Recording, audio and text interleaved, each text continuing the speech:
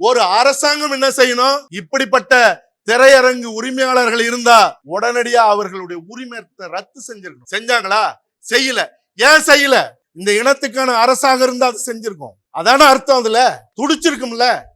சுரேஷ் காமாட்சி கூப்பிட்ட உடனே நான் ஏன் ஓடணும்? இவ்வளவு நடந்ததுக்கு அப்புறம் சகாயமையா ஏன் இந்த விழாவை நடத்தணும்? இனியாவது சூடு சொரண இந்த இனத்துக்கு வருமாங்கிற ஒரு தவிப்பும் கவலையும் தான். இப்ப என்ன செய்யணும்? இந்த இனத்துக்கான அரசை உருவாக்கணும். சரி, இனத்துக்கான அரசு இந்த எங்களுடைய கலை, கலாச்சாரம், பண்பாடு, வரலாற்றை காப்பாற்ற முடியாத நிலை இருக்கட்டும். அப்ப இந்த தமிழ் இனத்துக்குன்னு இருக்கிற தலைவர்கள் எங்க போனாங்க? நாக்கு வலிக்கவா? என்ன செஞ்சிருக்கணும்?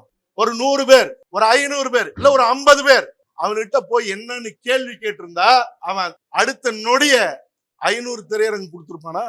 அப்படி அவன் கொடுக்க முடியலன்னா உனக்கு என்னடா இங்க வேலை அப்படின்னு ஒரு உச்சமா ஒரு குரலை எழுப்பியிருந்தா, அதையும் தாண்டி அவன் கொடுக்கலன்னா உனக்கு இங்க என்னடா வேலை, உடனே அப்புறப்படுத்துறான்னு அவனை அப்புறப்படுத்துற வேலைய தொடங்கி இருந்தால் இவனை மாதிரி இருக்கிறவங்க என்ன செஞ்சிருப்பான்? அப்ப யாரோட குற்றம் இது?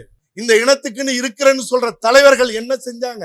இந்த இனத்தை காக்கிறதுக்காக போராட்ட களத்துல நின்றவங்க எல்லாம் என்ன பண்ணாங்க? நான் தான் அன்னைக்கே சொன்னேன், எல்லாரும் தயாருன்னா போய் அவன்கிட்ட நிப்போன்னு.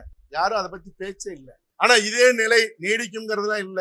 எல்லா காலத்திலும் இப்படியே தமிழினம் இருந்துடும் சொல்ல முடியாது.